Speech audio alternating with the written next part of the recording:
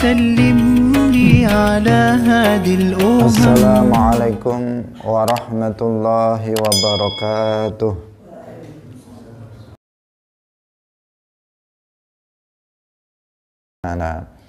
قال المؤلف رحمه الله تعالى: والوشم وهجر المسلم فوق ثلاث إلا لعذر شرعي.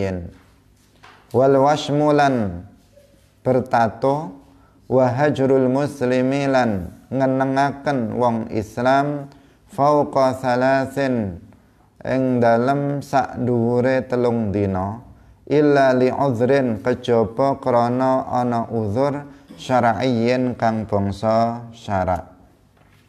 Wa mujalasatul mubtadi'i lan lungguh-lungguh bareng ahli bid'ah awil fasiki utawa wong kang fasik lil inasi kanggo ngancani ngelakoni bid'ah utawa kefasikan. Walu besu zahabi lan nganggo emas, wal fiddati lan perak, wal hariri lan sutra, au ma utawa barang aktsaruhu kang luweh akeh-akeh ma apane waznan timbangane minhu sangking al-harir lirrajuli kedue wong lanang al-balighi kang balik illa khatamal fiddati kejaba nganggo cincin sangking perak. Hadirin pemirsa yang dirahmati oleh Allah Subhanahu wa ta'ala, di antara dosa badan adalah bertato, memakai tato. Tato itu apa? Bertato yang dimaksud adalah membuatnya dengan cara menusuk kulit dengan jarum sampai kemudian keluar darah. Setelah itu ditaburkan serbuk dalam yang tadi ada darahnya tersebut, sehingga kemudian menjadi membiru dan menghitam. Membiru atau menghitam sesuai dengan yang diinginkannya, membentuk sebuah tulisan atau gambar dan seterusnya. Itu namanya tato. Jadi biasanya tata cara membuatnya seperti itu. Mungkin sekarang sudah bermacam-macam caranya. Tetapi cara yang tradisional caranya seperti itu. Yaitu misalnya di pundaknya atau di mana ditusuk-tusuk dengan jarum sesuai dengan keinginan, gambar atau tulisan sesuai dengan keinginan yang sudah dibuat, dirancang, kemudian ditusuk-tusuk sampai keluar darah. Setelah itu ditaburi dengan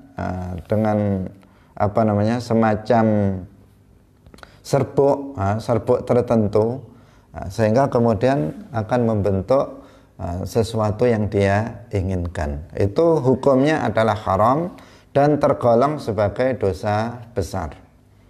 Dalam hadis Rasulullah Shallallahu Alaihi Wasallam bersabda, la'ana Rasulullah sallallahu alaihi wasallam al-wasilata wal mustawsilata wal washimata wal mustawshimata wan namisata wal mutanammisata. Rasulullah sallallahu alaihi wasallam melaknat, mendoakannya dengan dijauhkan dari kebaikan. Siapa yang dilaknat oleh Rasulullah? Yang pertama adalah al-wasilah, yaitu perempuan yang menyambung rambut. Nah, menyambung rambut yang dimaksud di sini adalah menyambung rambut dengan rambut yang najis atau menyambung rambut dengan rambut manusia. Jadi rambut manusia dipotong kemudian digunakan untuk menyambung rambut dia, atau menyambung dengan rambut yang najis. Ini hukumnya haram. Wal mustausilata, atau orang yang meminta untuk disambungkan rambutnya. Bukan dia sendiri yang menyambungnya, tetapi dia meminta orang lain untuk menyambungkan rambut dia. Ini juga haram hukumnya. Wal washimata, orang yang bertato, dia sendiri memakai tato. Wal mustaushimata, atau orang yang meminta dibuatkan tato kepada orang lain. Ini juga termasuk dilaknat, haram hukumnya. Kemudian wanamisata, perempuan yang mencukur alisnya. Wal mutanammisata, dan perempuan yang meminta dicukurkan alisnya. Jadi alis bagi perempuan tidak boleh dicukur. Kalau dia mencukurnya bersih, misalnya diganti dengan alis buatan, maka ini hukumnya adalah haram. Seperti yang dilakukan oleh banyak perempuan pada masa sekarang, karena alisnya kurang bagus, dicukur sekalian kemudian diganti dengan alis buatan misalnya. Ini hukumnya adalah haram. Hadirin rahimakumullah. Jadi seseorang yang misalnya terlanjur memakai tato, maka dia harus bertaubat dari dosa tersebut, karena ini tergolong sebagai dosa besar. Cara bertaubatnya bagaimana? Cara bertaubatnya yang pertama, dia harus ada penyesalan di dalam hatinya, karena dia telah bermaksiat kepada Allah Subhanahu wa ta'ala. Karena hakikat dari taubat itu adalah nadam, sebagaimana sering kita sebutkan. Rasulullah Shallallahu Alaihi Wasallam bersabda, an-nadamu taubatun. Menyesal itulah yang disebut dengan taubat. Jadi harus ada penyesalan di dalam hati karena telah berbuat maksiat kepada Allah Subhanahu wa ta'ala. Kemudian yang kedua, setelah ada penyesalan yang seperti itu dan bertekad untuk tidak mengulanginya kembali, tidak melakukan perbuatan itu lagi, maka dia harus berusaha untuk menghilangkan tatonya. Dia harus berusaha kuat, berusaha keras untuk bisa menghilangkan tato yang pernah dia buat. Apabila itu tidak membahayakan dirinya, maka dia harus berusaha menghilangkannya. Tetapi apabila misalnya itu membahayakan dirinya, karena sebagian tato kalau dia menghilangkannya ya harus kelupas misalnya kulitnya, karena nggak bisa dibersihkan dengan cara biasa karena sudah tertanam di dalam kulitnya. Kalau membahayakan, maka di sini tidak mengapa apabila tato itu tetap ada pada dirinya. Tetapi selama masih bisa untuk dihilangkan dengan cara yang tidak membahayakan dirinya, maka dia harus berusaha keras untuk menghilangkannya. Karena tadi itu hukumnya adalah haram, maka dia harus bertaubat darinya.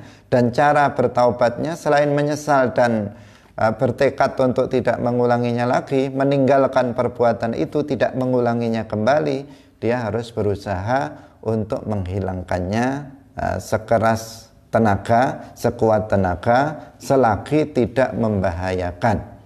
Jika membahayakan pada dirinya, maka di sini baru bisa dimaafkan ketika itu, artinya ketika dalam keadaan membahayakan. Tetapi jika dimungkinkan untuk dihilangkan, maka dia harus menghilangkannya. Hadirin ya rahimakumullah, wa hajrul muslim fauqa salasin illa li'udhrin syar'iyyin. Di antara dosa badan yang berikutnya adalah mendiamkan seorang muslim lebih dari 3 hari, lebih dari 3 malam, kecuali karena ada uzur syar'i. Jadi tidak bertegur sapa dengan seorang muslim, saudaranya sesama muslim, dia tidak bertegur sapa, tidak menyapa, karena menunjukkan rasa permusuhan antara dia dengan orang itu. Biasanya dia biasa bercengkrama, biasa bergaul, biasa saling ngobrol, biasa saling menyapa. Tiba-tiba pada suatu saat dia mendiamkan saudaranya itu. Orang yang didiamkan pasti hatinya merasa sakit. Ada apa? Apa salah saya? Sehingga dia tidak lagi menegur saya, dia tidak lagi mau ngomong dengan saya dan seterusnya. Ini akan menimbulkan sakit hati dari orang yang didiamkan itu. Karena itu mendiamkan seorang muslim, tidak saling bertegur sapa dengan seorang muslim, jika lebih dari 3 hari, maka ini tergolong sebagai dosa. Nah, dosa itu terjadi apabila tanpa ada uzur syar'i. Nah, jika tanpa ada uzur syar'i. Tetapi jika ada uzur syar'i, uzur syar'i ini alasan yang dibenarkan oleh syarak, maka diperbolehkan. Misalnya dalam rangka memberikan pelajaran kepada saudaranya. Saudaranya ini nggak mau sholat misalnya, atau saudaranya ini minum khamr, mabuk misalnya. Kemudian dia mengatakan kepada saudaranya, kalau kamu tetap nggak sholat, saya nggak mau menegur kamu. Kemudian dibiarkan dia, nggak ditaruh sampai lebih dari 3 hari. Tujuan dia apa? Tujuan dia agar sholat, agar dia mau sholat. Setelah dia sholat, dia akan tegur dia. Setelah dia sembuh dari minum khamarnya misalnya, dia akan menegurnya. Maka di sini berarti ada uzur syar'i. Tujuannya adalah untuk memperbaiki dia, biar dia sadar bahwa perbuatan yang dia lakukan itu adalah maksiat. Nah, sehingga dia kemudian tidak menegurnya lebih dari 3 hari. Tujuannya apa? Memberi pelajaran kepada orang tersebut. Nah, tapi diberitahu, pokoknya saya nggak mau negur kamu sampai kamu sholat misalnya. Karena kalau nggak diberitahu, ini bingung ini saudaranya, kenapa dia nggak mau negur saya. Alasannya apa? Dia nggak tahu. Akhirnya juga nggak sembuh, tetap nggak sholat, tetap tetap melakukan dosa dan seterusnya. Diberitahu, pokoknya kalau kamu masih seperti ini, masih suka meninggalkan sholat, saya nggak mau tegur kamu. Nah, di sini dia akan berpikir, saudaranya ini akan berpikir, sehingga dia akan melaksanakan sholat dan kemudian dia pun menegurnya kembali. Nah, dosa mendiamkan seorang muslim lebih dari 3 hari ini dijelaskan oleh Rasulullah Shallallahu Alaihi Wasallam dalam hadis beliau. Beliau bersabda, la yahillu li muslimin ayyahjura akhahu fawqa 3 layalin yaltaqiyani fayu'ridu hadha wa yu'ridu hadha wa khairuhuma alladhi yabda'u bis salam. Tidak halal bagi seorang muslim untuk mendiamkan saudara muslimnya lebih dari 3 malam. Yaltaqiyani, keduanya bertemu, fayu'ridu hadza wa yu'ridu hadza. Yang satu berpaling darinya dan yang satu juga berpaling darinya, saling tidak tegur sapa. Wa khairuhum alladzi yabda'u bis salam. Dan yang paling baik dari keduanya adalah orang yang memulainya dengan salam. Jadi sudah nggak bertegur sapa 2 hari misalnya, maka orang yang terbaik dari keduanya adalah orang yang memulainya dengan salam. Assalamualaikum. Berarti dia yang memulai menegur. Maka ini orang yang terbaik dari kedua orang tersebut yang tidak saling menegur sapa. Nah, hadirin hadirat rahimakumullah, seperti yang telah kita singgung berkali-kali, bahwa al-muslimu akhul muslim. Seorang muslim itu saudara bagi muslim yang lainnya. Kalau tidak bertegur sapa, itu seperti musuh. Itu seperti musuh. Padahal dia adalah saudara kita. Maka tidak diperbolehkan seorang muslim saling tidak bertegur sapa satu dengan yang lain. karena keduanya adalah saudara yang harus menjaga perasaan masing-masing untuk kebaikan masing-masing. Hadirin yang dirahmati oleh Allah Subhanahu wa taala. Berikutnya, dosa badan yang berikutnya adalah mujalasatul mubtadi'. Berteman, duduk-duduk bersama ahli bid'ah. Bersama ahli bid'ah. Ketika kita menyebut ahli bid'ah, maka yang dimaksud adalah ahli bid'ah dhalalah.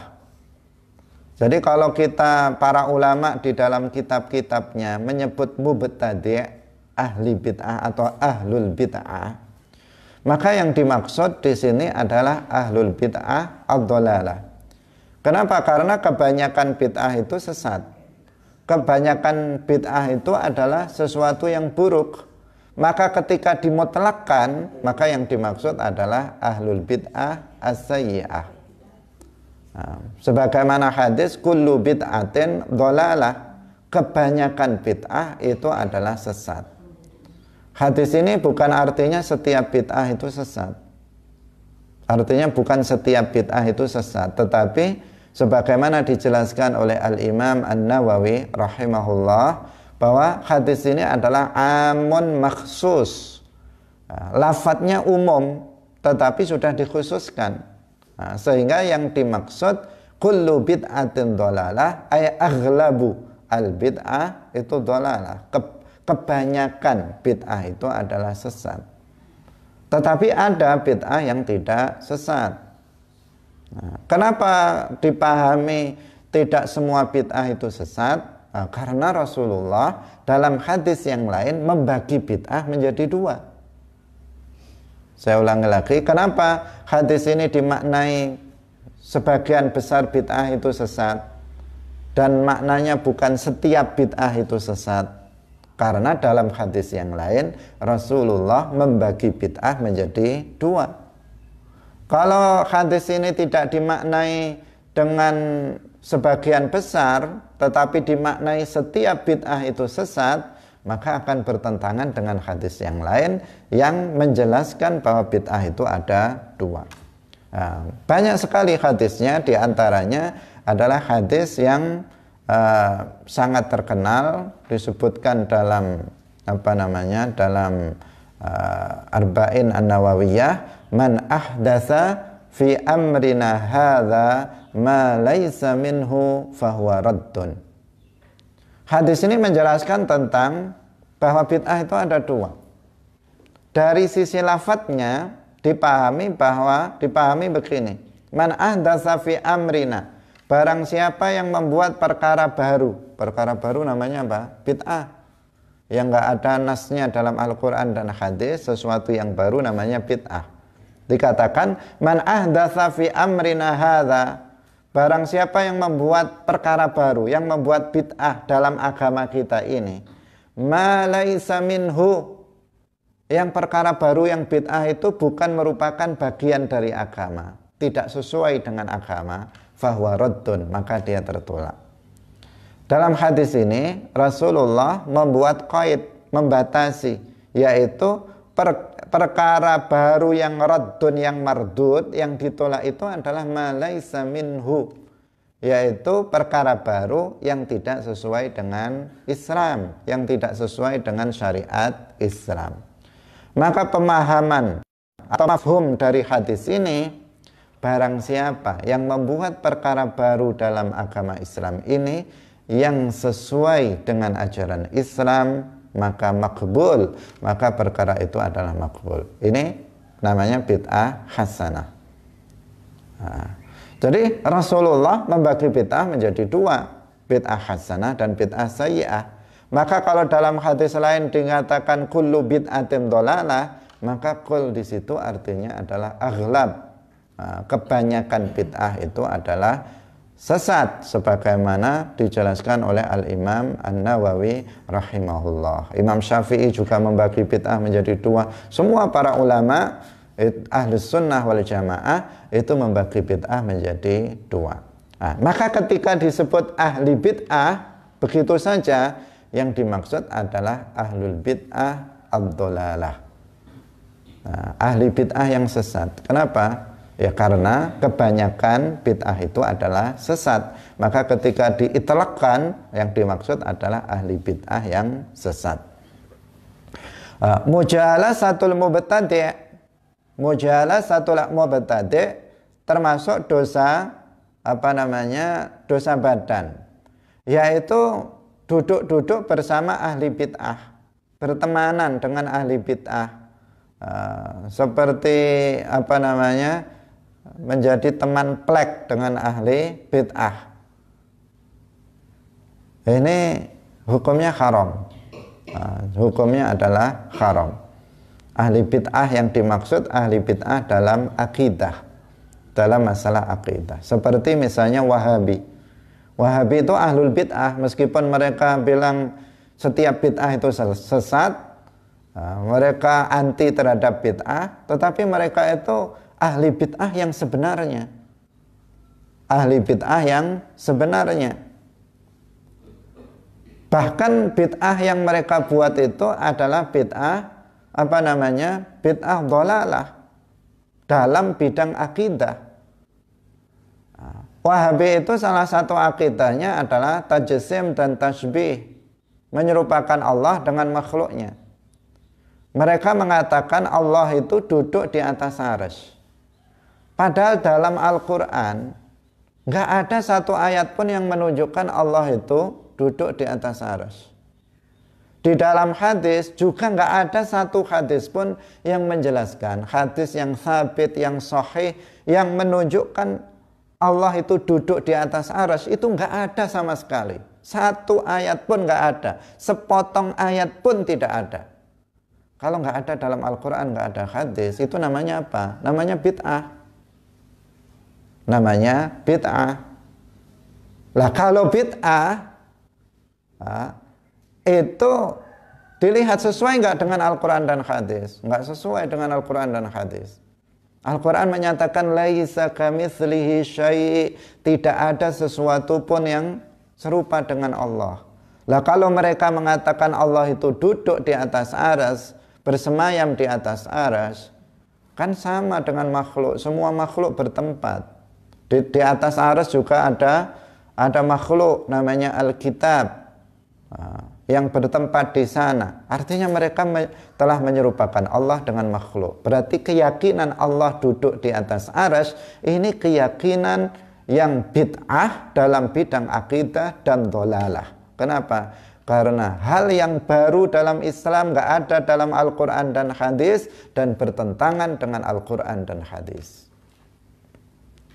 Nah, kalau mereka berkata, lah itu dalam Al-Quran surat Thaha disebutkan Ar-Rahmanu 'alal arsy istawa. Kita katakan istawa, bukan jalasa, bukan duduk. Istawa dalam bahasa Arab maknanya ada 15. Istawa maknanya ada 15. Di sini Allah tidak menyebutkan Allah duduk. Di mana perkataan Allah duduk? Yang ada adalah istawa. Dan istawa dalam bahasa Arab maknanya ada 15. Kenapa kamu memilih makna duduk? Sementara makna duduk itu bertentangan dengan tauhid. Nah, kita para ulama menjelaskan bahwa istawa dalam bahasa Arab maknanya ada 15. Silahkan dilihat di dalam kamus. Maknanya ada 15. Kenapa dari 15 itu kamu pilih duduk yang artinya menyerupakan Allah dengan makhluknya? Istawa, ya istawa. Kalau kalian memang mau tafwid, istawa itu ya istawa, jangan duduk, jangan jalasa. Kalau kalian mengatakan Allah istawa alal arsy, boleh. Tapi kalau kalian mengatakan Allah duduk di atas arsy, nggak ada dasarnya. Tetapi para ulama memilih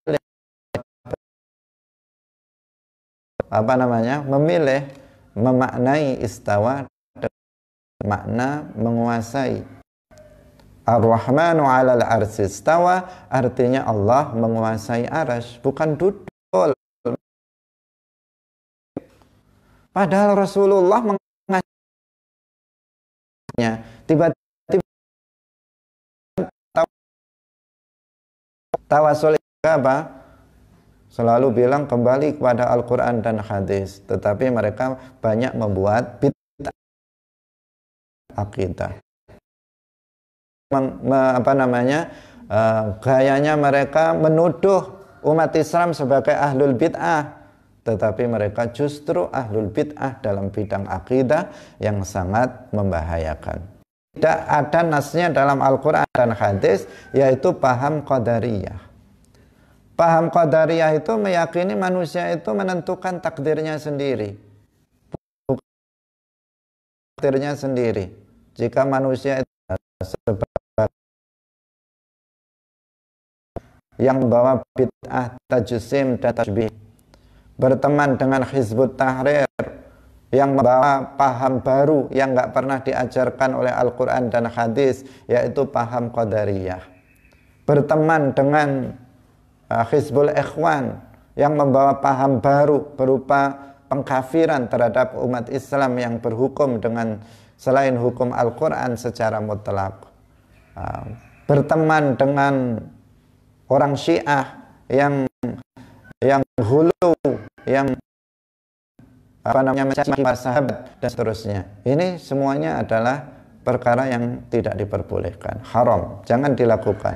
Berteman dengan orang yang ahlus sunnah wal jamaah saja.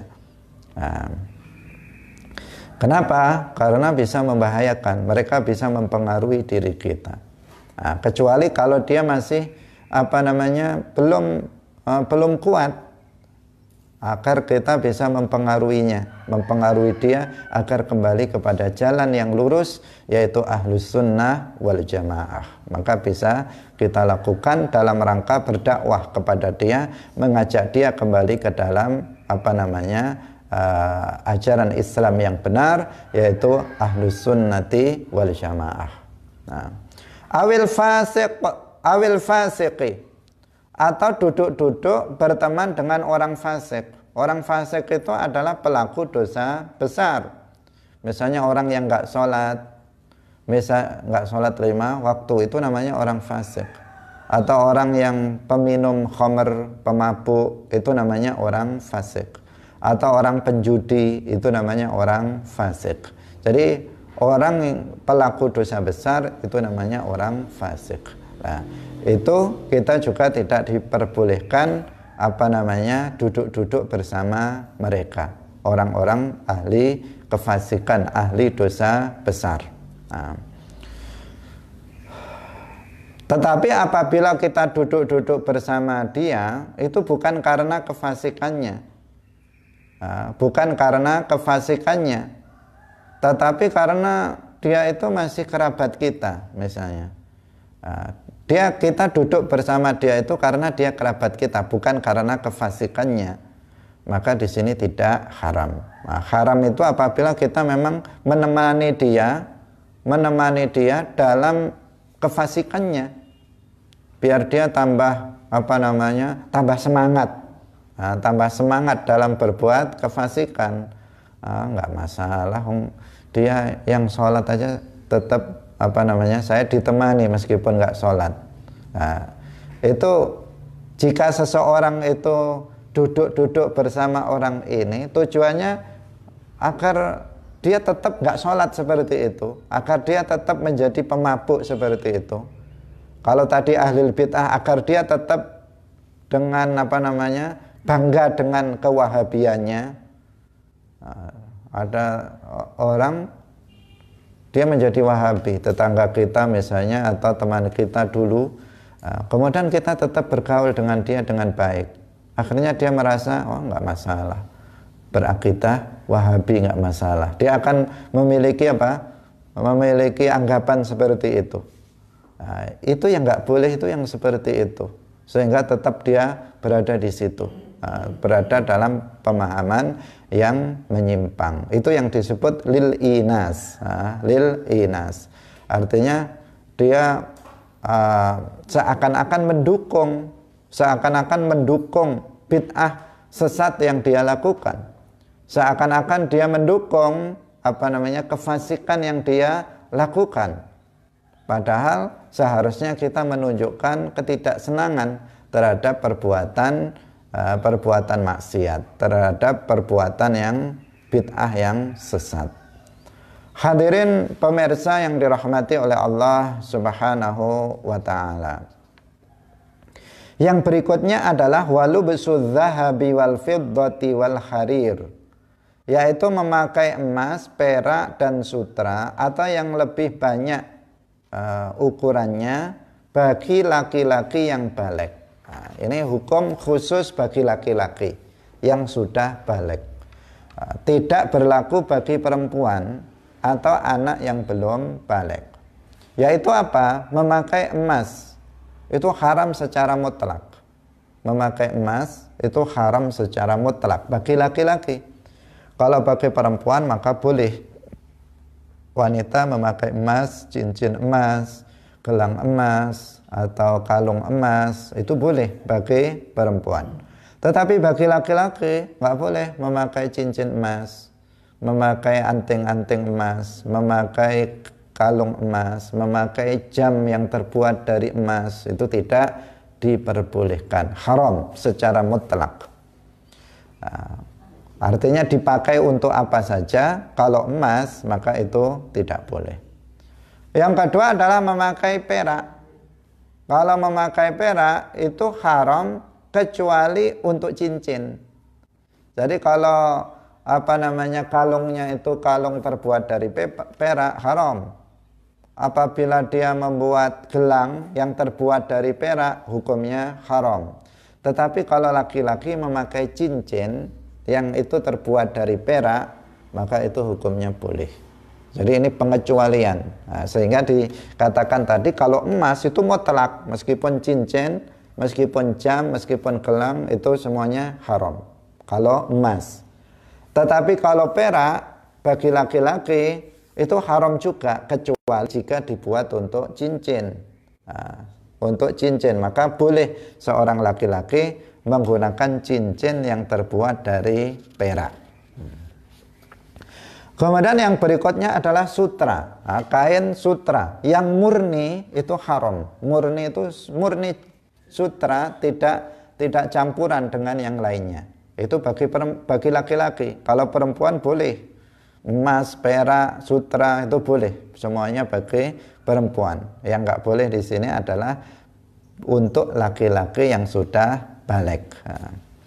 Atau memakai sutra yang campuran, tetapi sutranya lebih banyak daripada lainnya. Jadi misalnya sutra dicampur dengan jenis kain yang lainnya. Jika sutranya itu lebih banyak dari jenis kain lainnya, maka itu juga haram. Nah, dari sisi timbangannya itu lebih berat, lebih banyak daripada kain lainnya jika campuran.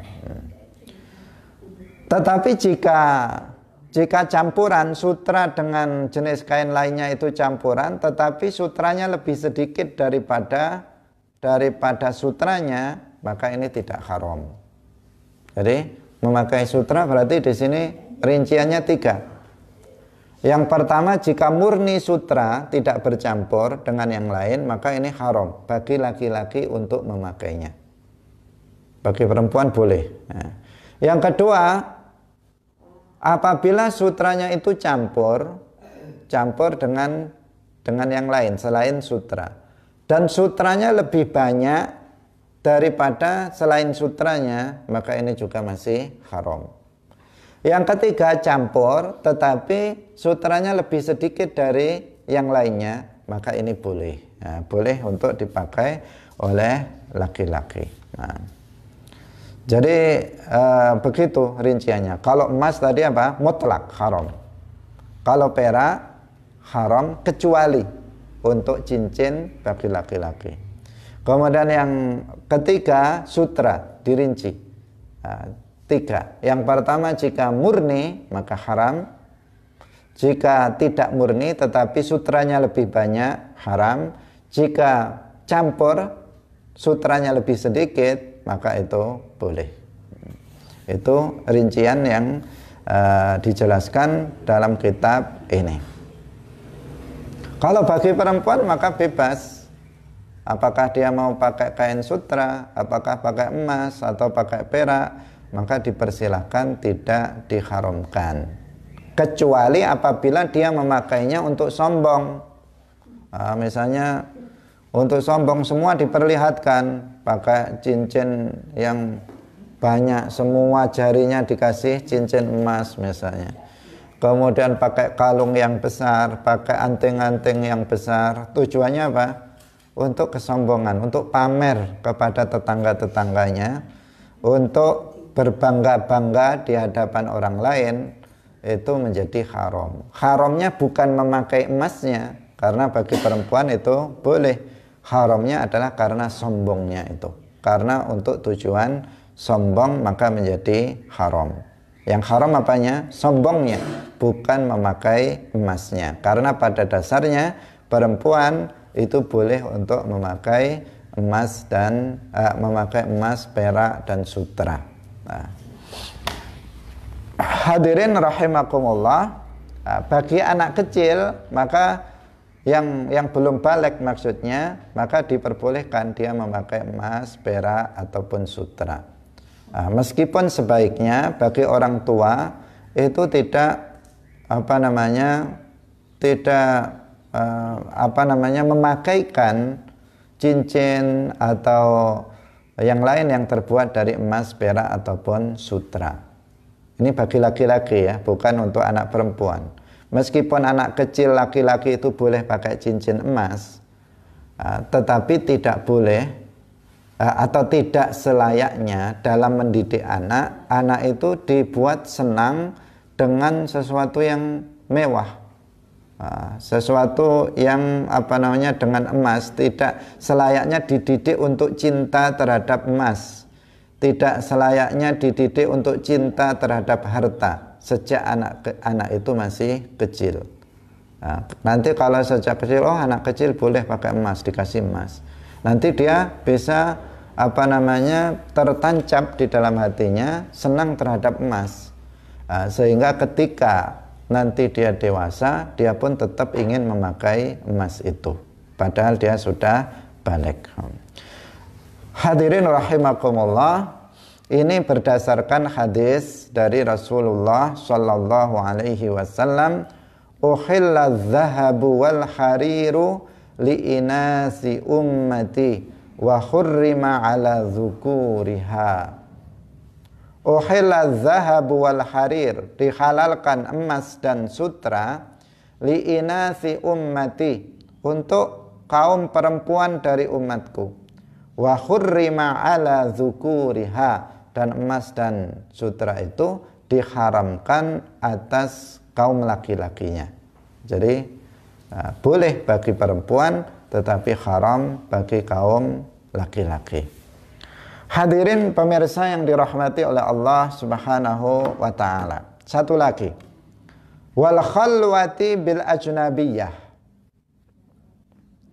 Di antara dosa badan adalah khalwah dengan perempuan ajnabiyah. Khalwah itu berduaan. Bahasa mudahnya adalah berduaan dengan perempuan ajnabiyah yang bukan mahramnya, bukan ibunya, bukan kakek, bukan neneknya, bukan anak perempuannya, bukan saudara perempuannya. Berduaan, laki-laki dan perempuan. Ini hukumnya haram berdasarkan hadis Rasulullah sallallahu alaihi wasallam, la yadkhulanna ahadukum ala maghibatin illa wa ma'ahu rajulun aw rajulan.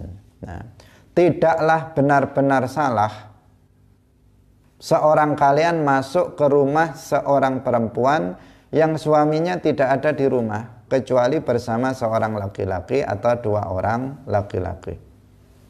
Jadi nggak boleh misalnya ada seorang perempuan di rumah itu sendirian, suaminya nggak ada, maka nggak boleh seorang laki-laki kemudian datang bertamu ke situ sementara dia sendirian, tidak ada yang lainnya.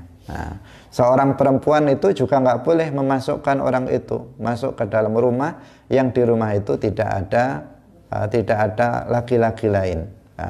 Karena nanti akan terjadi khalwah, akan terjadi berduaan di dalam rumah itu antara dua orang, laki-laki dan perempuan. Hukum khalwah ini adalah haram. Jadi khalwah yang seperti apa yang diharamkan itu? Kriterianya seperti apa khalwah itu diharamkan? Yang pertama, dilakukan dengan perempuan ajnabiyah. Kalau dengan mahram, dengan istri, maka nggak apa-apa berduaan. Tetapi kalau dengan perempuan lain yang bukan mahram, bukan istri, maka ini yang tidak diperbolehkan. Kemudian yang kedua, tidak ada orang ketiga yang disegani. Yang disegani, bukan disegoni ya. Disegani itu yang disungkani, yang ditakuti. Tidak ada orang yang ketiga yang disegani dan dia bisa melihat. Tapi kalau ada orang ketiga yang disegani, misalnya sehingga tidak mungkin dia kemudian, kalau bertiga kan berarti bukan bukan khalwat. Kalau ada orang ketiga yang disegani, orang itu sungkan jika melakukan sesuatu yang maksiat, maka di sini tidak masalah. Tetapi jika ada orang ketiga, tapi orang ketiga itu tidak disegani, misalnya anak kecil, ada orang ketiga, tetapi masih kecil, masih bayi misalnya. Nah, ini nggak disegani sama sekali, maka ini meskipun ada orang ketiga masih dianggap berdua, masih dianggap berduaan. Atau misalnya teman yang laki-laki ini bawa teman, tapi temannya ini teman plek, sama-sama kurang ajarnya misalnya. Jadi sama sekali dia nggak segan, malah justru kerjasama dalam bermaksiat, maka ini orang ketiga ini dianggap bukan orang ketiga. Dianggap bukan orang ketiga. Artinya tetap dihukumi khalwah, diharamkan.